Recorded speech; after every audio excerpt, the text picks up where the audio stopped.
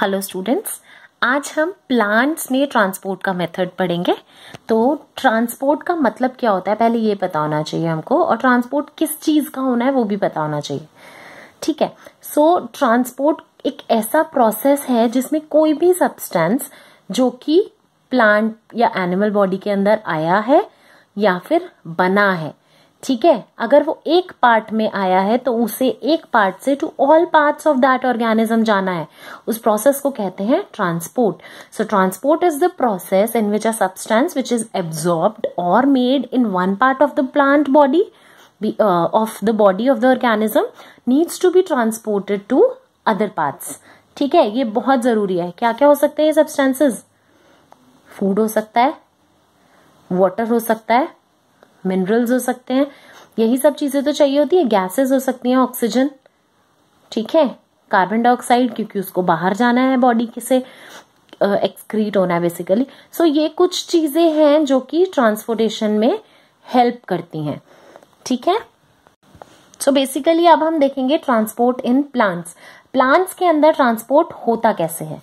Transport in plants is associated with two vascular tissues. आप 9th class में tissue chapter पढ़ चुके हैं तो आपको पता होगा कि कॉम्प्लेक्स परमानेंट टिश्यूज होते हैं xylem and phloem. They help in the transport of food and water and minerals to different parts of the plant. ठीक है, सो बेसिकली जाइलम और phloem are responsible for the transportation in plants. ठीक, xylem एक complex tissue है, किस किस से मिलकर बनता है? जाइलम फाइबर्स होते हैं, जाइलम पैरेन्काइमा होते हैं, जाइलम वेसल्स होते हैं और ट्रैकीड्स होते हैं। तो सबसे पहले मैं यही देख लेती हूँ कि जाइलम ट्रांसपोर्ट में कैसे हेल्प करता है। बेसिकली इसमें सिर्फ जाइलम, वेसल्स और tracheids, they are responsible for the transport. ठीक है, मोस्टली प्लांट्स में सिर्फ जाइलम वेसल सफिशिएंट होते हैं, लेकिन ट्रैकीड्स भी फ्लावरिंग प्लांट्स में, मोस्टली प्लांट्स कौन से? Flowering plants. Most flowering plants में या तो सिर्फ जाइलम वेसल के थ्रू ट्रांसपोर्ट हो जाएगा या फिर जाइलम वेसल और ट्रैकीड्स दोनों के थ्रू। लेकिन जो नॉन फ्लावरिंग प्लांट्स होते हैं उनका अकेला सहारा कौन होते हैं? ट्रैकीड्स होते हैं।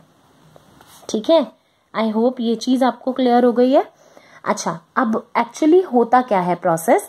तो एक चीज मैं बता दूं, जाइलम वेसल्स और ट्रैकीड्स दोनों ही नॉन लिविंग कंडक्टिंग टिश्यूज हैं। कंडक्टिंग मतलब जो कि ट्रांसपोर्ट में हेल्प करेंगे। They both are non living conducting tissues. अब एक बार ही देख लेते हैं कि मैकेनिज्म क्या है ट्रांसपोर्ट का। ठीक है, तो सबसे पहले तो मुझे ये बता दीजिए कि पानी, जाइलम में हम देख रहे हैं तो वाटर का ट्रांसपोर्ट होगा। पानी प्लांट लेता कहाँ से है? सबसे इंपॉर्टेंट चीज है सॉइल। सॉइल के अंदर हम पानी देंगे, पानी में वो एक सॉइल के कंपोनेंट्स, पार्टिकल्स के बीच में वाटर एक फिल्म बना लेता है। वहां के थ्रू जो रूट्स हैं वो एब्जॉर्ब करती हैं क्या? वाटर। रूट्स के पास प्रेजेंट होते हैं रूट हेयर। ठीक है, ये रूट हेयर क्या करते हैं? ये एब्जॉर्ब करते हैं वाटर और मिनरल्स को सॉइल से। कैसे करेंगे? डिफ्यूजन के थ्रू। सिंपल प्रोसेस है, जहां पर क्या होगा, पानी जो है वो सॉइल से उठ के कहां चला जाएगा? Into the root hair. Absorb हो गया। अब क्या है कि ऑस्मोसिस के थ्रू रूट हेयर में अगर मैं सेक्शन देखूं तो मेरे को दिखेगा सबसे बाहर की लेयर होती है एपिडर्मिस। ठीक है, उसके बाद आपको कॉर्टेक्स दिखेगा, उसके बाद आपको एंडोडर्मिस दिखेगा और finally you will enter into the vascular tissue जहां पर आपको जाइलम फ्लोएम दिखेंगे। तो जो पानी है वो यहाँ के थ्रू, फिर उसके बाद epidermis, then cortex, then endodermis, then it will reach xylem. Root xylem में पहुंच गया। ठीक है, रूट जाइलम के बाद वो रूट जाइलम वेसल से जाएगा स्टेम के जाइलम वेसल। कनेक्टेड होते हैं दोनों सेल्स के बीच। इसमें कोई भी एंड वॉल नहीं होती है। ठीक है, एंड वॉल क्लोज नहीं होती बेसिकली, तो इसकी वजह से वो इजीली ट्रांसपोर्ट कर सकता है। अब जो जाइलम वेसल्स हैं वो रूट वाले, वो कनेक्टेड होंगे स्टेम वालों से, then they will enter into the leaf xylem vessels और इस तरह से वो ट्रांसपोर्ट करता हुआ ऊपर पहुंच जाएगा। ठीक है, अब जो सबसे इंपॉर्टेंट क्वेश्चन आता है वो आता है कि ग्रेविटी हमें पता है अर्थ हैज ग्रेविटी, हर चीज नीचे की तरफ खिंचती है। तो प्लांट्स में जो वाटर का मूवमेंट है वो ऑपोजिट कैसे हो रहा है, उस पर ग्रेविटी एक्ट क्यों नहीं कर पा रही है? ठीक है, जो प्लांट है वो अपराइट खड़ा है ना, तो जो रूट है वो उल्टा पानी कैसे भेज पा रही है? ये बहुत इंपॉर्टेंट क्वेश्चन है। ठीक है, आपने स्ट्रॉ से तो कभी ना कभी कोई लिक्विड जरूर पिया होगा, कोल्ड ड्रिंक पी होगी, जरूर पी होगी। कैसे होता है उसमें? बेसिकली ये जो एक्शन होता है ना, जहां पर ग्रेविटी के अगेंस्ट कुछ मूवमेंट होता है, उसे कहते हैं कैपिलरी एक्शन। ठीक है, तो जैसे कि हम कोल्ड ड्रिंक से स्ट्रॉ में से सक करते हैं, कोल्ड ड्रिंक को सक करते हैं स्ट्रॉ से, ठीक है, तो हम एक प्रेशर जनरेट करते हैं, राइट, जिसकी वजह से जो नीचे ग्लास के अंदर हमारा कोल्ड ड्रिंक है वो खिंचते हुए ऊपर चला जाता है। सेम वे ऐसा कोई प्रेशर जनरेट होना बहुत जरूरी है। ठीक है, अब क्या होता है, जो जाइलम वेसल में टॉप पर प्रेशर होता है वो होता है लो। ठीक है, और जो बॉटम पे होता है वो होता है हाई, जिसकी वजह से क्या होता है, हमें पता है हाई से लो ट्रांसपोर्ट करेगा, तो जो वाटर है वो फिर हाई प्रेशर से लो प्रेशर की तरफ मूव कर जाएगा। पर क्वेश्चन तो ये आया ना कि यहाँ पर प्रेशर लो क्यों है ना? यहाँ पर प्रेशर लो होता है ट्रांसपिरेशन की वजह से। ट्रांसपिरेशन क्या होता है? वाटर का इवेपोरेट हो जाना लीफ से। लीफ में स्टोमेटा प्रेजेंट होते हैं, वो क्या करेगा, पानी सूरज की किरणों की वजह से जो पानी प्रेजेंट होता है वो इवेपोरेट होके लीफ से बाहर चला जाता है। अब वहां पानी की कमी हो गई, प्रेशर कम हो गया, प्रेशर कम होने की वजह से वो ऊपर की तरफ खींचेगा पानी को, तो एक क्या जनरेट हो जाएगा, एक सक्शन प्रेशर जनरेट हो जाएगा, जिसकी वजह से वाटर जो है वो मूव करेगा from the roots to upper parts of the plant. ये चीज क्लियर हो गई है। तो इससे मुझे एक चीज पता चली कि जाइलम जो है वो हेल्प करता है इन the transport of water and minerals. और दूसरी चीज मुझे ये पता चली कि it always show upward movement. ऐसा तो है नहीं ना कि लीव से रूट तक आएगा पानी, नहीं, हमेशा सॉइल से पानी लिया जाएगा। रूट्स जो है वो सॉइल से पानी लेंगी, तो वो हमेशा नीचे से ऊपर की तरफ ही मूव कराएंगी। ये चीज आपको क्लियर हो गई है। ये सक्शन पुल क्लियर हो गया है जो कि जाइलम वेसल ने जनरेट किया। अब हम देखेंगे फ्लोएम से फूड का ट्रांसपोर्ट। ठीक है, अच्छा, अब क्या होता है, जो भी फूड बनता है प्लांट्स में, लीव्स में। ठीक है, लीव्स में बेसिकली मीजोफिल सेल्स होते हैं जहां पर ये प्रोसेस होता है फोटोसिंथेसिस का और फूड बनता है। ठीक है, अब जो ये फूड बना लीव्स में मैन्युफैक्चर हुआ, उसको जरूरी है ना कि वो पूरी प्लांट बॉडी तक ट्रांसपोर्ट हो। ठीक है, ऐसा तो है नहीं ना कि मेरा एक सेल अगर उसको न्यूट्रिशन मिल गया तो पूरी बॉडी जिंदा रह सकती है, नहीं, each and every cell needs nutrition के सर्वाइवल के लिए। ठीक है, तो हर पार्ट तक पहुंचना बहुत जरूरी है। तो ये जो ट्रांसपोर्ट का काम कराता है फूड का from the leaves to other parts of the plant, ये कराता है फ्लोएम। और इस प्रोसेस को, तो जो ट्रांसपोर्ट है फूड का from leaves to other parts of the plant is called translocation. ये चीज क्लियर हो गई है। जैसे कि जाइलम में बहुत सारे सेल्स से मिलकर बनता है क्योंकि ये कॉम्प्लेक्स टिश्यू है, सेम वे फ्लोएम भी कई सारे सेल्स से मिलकर बनता है। Phloem fibres, phloem parenchyma, sieve tubes, companion cells, इसमें बेसिकली रिस्पॉन्सिबल होते हैं सीव ट्यूब्स। थोड़ा मोड़ा रोल हम कह सकते हैं कंपेनियन सेल्स का भी होगा।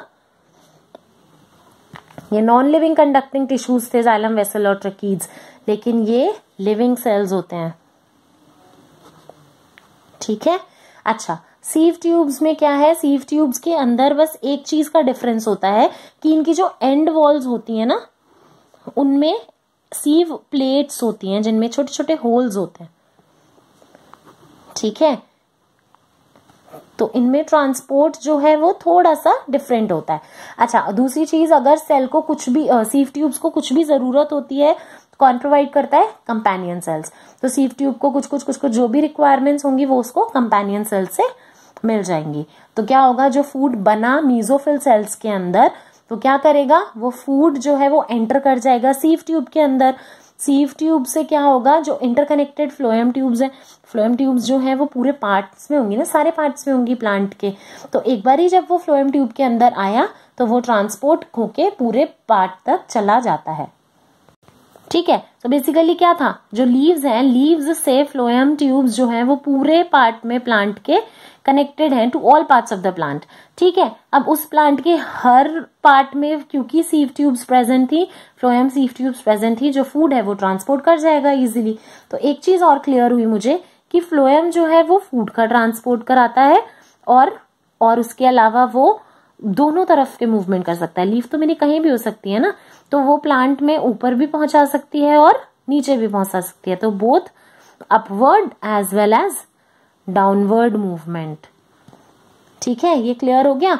अब मुझे ये बताइए कि इसमें तो चलो प्रेशर जनरेट हुआ था, ट्रांसपिरेशन ने हेल्प किया था सक्शन प्रेशर जनरेट करने में, और जो ट्रांसपोर्ट है वो हो गया था। इसमें कैसे होगा? चलो फूड अगर नीचे ट्रांसपोर्ट होना है, मुझे समझ आता है नीचे जा सकता है, लेकिन वो ऊपर कैसे जाएगा? सो बेसिकली सिर्फ नीचे या ऊपर की बात नहीं है, इसमें एनर्जी का यूटिलाइजेशन होता है। जब भी फूड का ट्रांसपोर्ट करता है sieve tubes, phloem sieve tubes, तो वो दे रिक्वायर एनर्जी, और वो एनर्जी वो किससे लेते हैं? एटीपी से, एडिनोसाइन ट्राइफॉस्फेट। ये एक हाई एनर्जी मॉलिक्यूल होता है, ये 3 फॉस्फेट मॉलिक्यूल से जुड़ा होता है। जो हाँ ये टूटेगा एनर्जी रिलीज होगी, वो एनर्जी सीव ट्यूब्स यूटिलाइज करती हैं। ये क्लियर हो गया? तो जो भी वाटर जिसमें ग्लूकोज था, जिसमें शुगर थी, वो सीव ट्यूब्स में आ जाएगा, और जो प्रोसेस है ऑस्मोसिस का, उसके थ्रू वो पूरे पार्ट्स में, प्लांट के पार्ट्स में चला जाएगा। हाई प्रेशर प्रोड्यूस हो जाएगा, क्योंकि हाई प्रेशर कैसे होगा? जब वाटर एंटर करेगा containing sugar into the sieve tubes, तो वहां पर प्रेशर ज्यादा होगा। जो दूसरा एरिया होगा जहां पर ये प्रेजेंट नहीं है, वहां लो प्रेशर होगा। तो हाई प्रेशर से लो प्रेशर की तरफ मूवमेंट होगा और फूड का ट्रांसपोर्ट हो जाएगा। आई होप आपको क्लियर हो गया है कि जाइलम और फ्लोएम कैसे फूड और वाटर और न्यूट्रिएंट्स के ट्रांसपोर्ट में हेल्प करते हैं, और उन दोनों में डिफरेंस क्या है। एक फूड और मिनरल्स का ट्रांसपोर्ट कराता है, तो दूसरा वाटर का। एक में सिर्फ अपवर्ड मूवमेंट हो सकता है, तो एक में अपवर्ड डाउनवर्ड दोनों हो सकते हैं। एक में 2 सेल्स इन्वॉल्व होते हैं, जो कि नॉन लिविंग कंडक्टिंग टिश्यूज होते हैं, जाइलम वेसल्स एंड ट्रैकीड्स। दूसरे में सीव ट्यूब्स इन्वॉल्व होते हैं। आई होप ये आपको क्लियर है। अगर आपको कोई भी इशू होता है तो आप कमेंट बॉक्स में लिखिए, we will try to resolve it. Thank you.